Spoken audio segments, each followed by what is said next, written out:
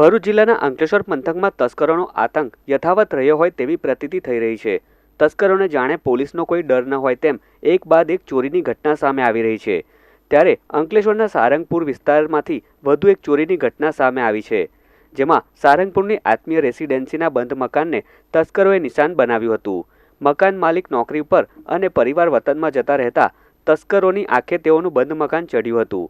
તસ્કરોએ મુખ્ય દરવાજાનો નકુચો તોડી મકાનમાં પ્રવેશ કર્યો હતો, જ્યાં સોના ચાંદીના દાગીના સહિત રોકડ રકમની ચોરી કરી પલાયન થઈ ગયા હતા।